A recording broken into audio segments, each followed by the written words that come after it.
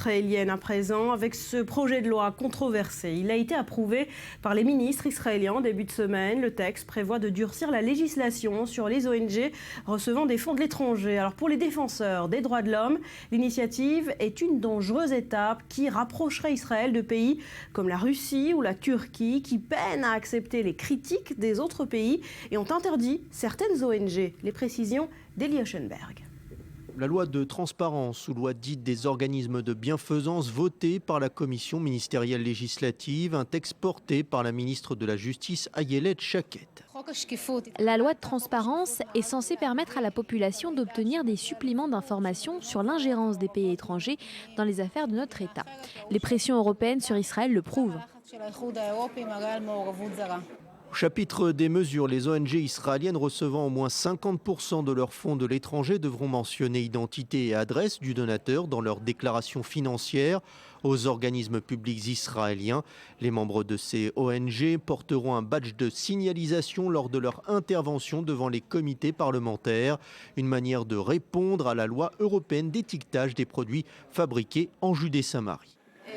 La loi parle seulement de transparence. La transparence est une valeur importante pour l'Union européenne. J'attends de l'Union européenne qu'elle respecte notre société démocratique et notre décision démocratique. L'opposition est montée au créneau pour dénoncer le texte de loi. Pour le responsable du parti travailliste Yitzhak Herzog, Israël se tire une balle entre les deux yeux au regard de sa position sur la scène internationale.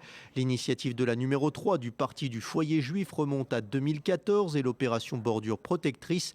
Ayelet Shaked avait dénoncé lors de la présentation de la loi le rôle ambigu joué par les associations israéliennes des droits de l'homme dans l'enquête menée par l'ONU sur le dernier conflit dans la bande de Gaza.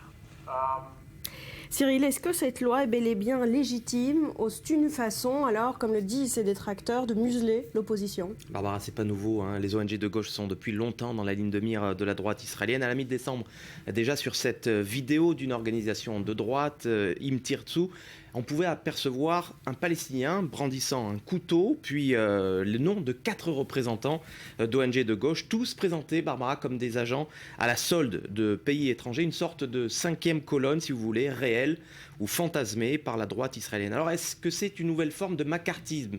Cette loi qui, rappelons-le d'ailleurs, n'a été approuvée au Conseil des ministres, mais qui devra être approuvée par le Parlement israélien en 3 lectures, donc c'est pas encore fait. En tout cas, la gauche crie déjà à la chasse aux sorcières. Le gouvernement, dit-on, au sein de la gauche israélienne, chercherait à réduire au silence toute forme de critique à l'égard de la politique du gouvernement. L'ONG qui concentre le plus les attaques de la droite, c'est sans doute Shovrim Shtika, Breaking the Silence, qui a fait, vous le savez, couler beaucoup d'encre ces derniers temps en Israël et à l'étranger. Pour rappel, ce sont des vétérans de l'armée israélienne, de Tsahal, qui dénoncent dans leur rapport les exactions supposées ou réelles de l'armée israélienne en Cisjordanie ou dans la bande de Gaza.